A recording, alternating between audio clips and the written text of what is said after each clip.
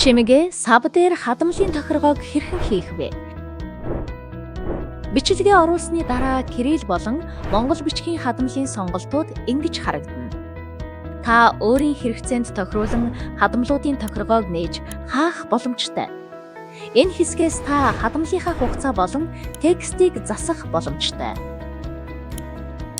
Текстийн урд харагдах эдгээр тэмдгүүд нь үгийн уншигдах хугацааг анхааруулна. Тухайн тэмдэгт дээр мауза аваачин ямар анхааруулга байгааг харан шууд засах боломжтой. Хэд богино гэсэн анхааруулга байвал тухайн үгийг өмнөх мөр рүү нэгтгээрэй.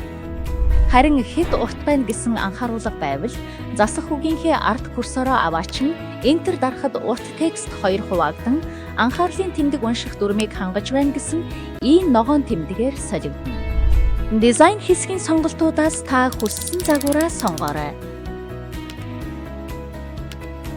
Сонгосон загварын баруун дээд болон эсвэл тохируулах дээр дарж үсгийн фонт, хөдөлгөөн, эффект, хадмлын дэвсгэр өнгө зэргийг өөрийн хэрэгцээнд тохируулан хүсснээрээ өөрчилж тохируулах боломжтой.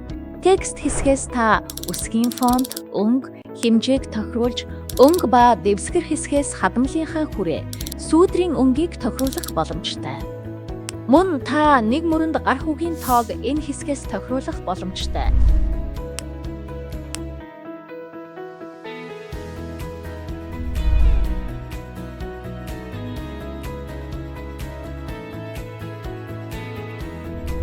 Эффект хэсгийн тодлох горим хэсгээс та хадмал дээр хэлэгдэж буй синхрон үгийг тодруулах тохиргоог дараах загваруудаас сонгон хүснээрээ ашиглах боломжтой.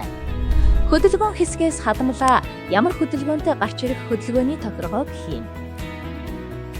Эффект хэсгийн эдгээр загваруудаас текст дээрээ нэмэлт эффектүүдийг өгөх боломжтой.